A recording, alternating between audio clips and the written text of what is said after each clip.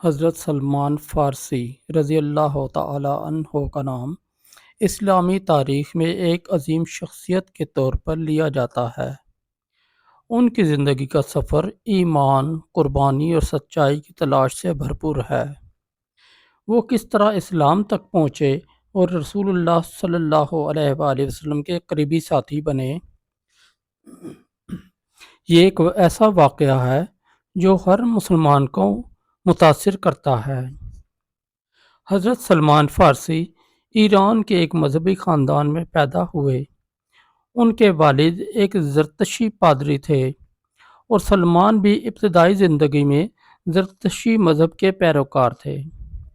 وہ ایک نوجوان کی حیثیت سے اپنے والد کے معبد میں خدمت انجام دیتے اور آگ کی عبادت کرتے تھے، جیسا کہ ان کے مذہب میں رواج تھا۔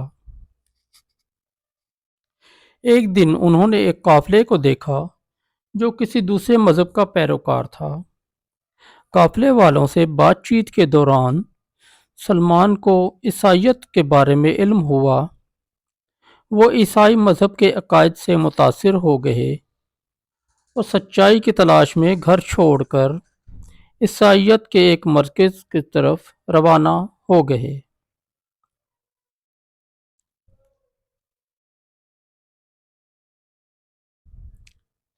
سلمان فارسی نے کئی سال عیسائی علماء کے ساتھ گزارے۔ وہ ہر استاد سے دین کے بارے میں سیکھتے اور اس بات کی تلاش کرتے کہ حقیقی دین کیا ہے۔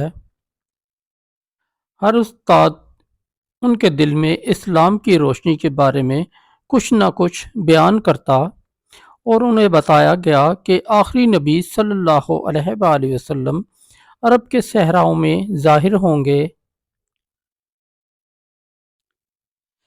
اپنے آخری استاد کی وصیت پر عمل کرتے ہوئے سلمان عرب کی طرف روانہ ہو گئے،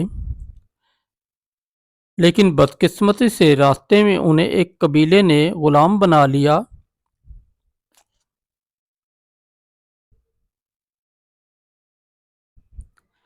رسول اللہ صلی اللہ علیہ وآلہ وسلم سے ملاقات۔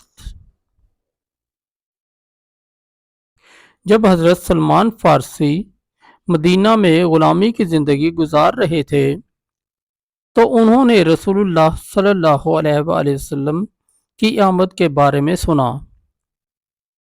وہ کئی نشانیاں جانتے تھے جو آخری نبی کی شناخت کر سکتی تھی۔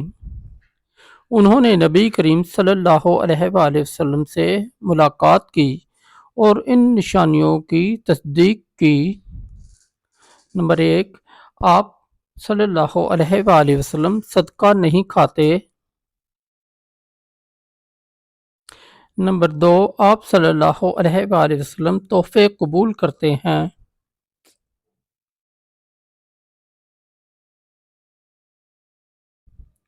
نمبر 3، آپ صلی اللہ علیہ وآلہ وسلم کی پشت پر مہر نبوت ہے۔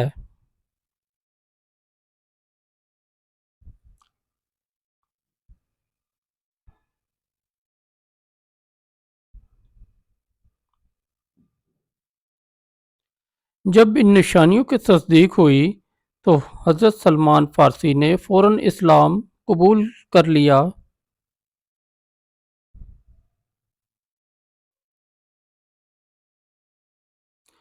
حضرت سلمان فارسی کو رسول اللہ صلی اللہ علیہ وآلہ وسلم نے غلامی سے آزاد کرنے میں مدد دی۔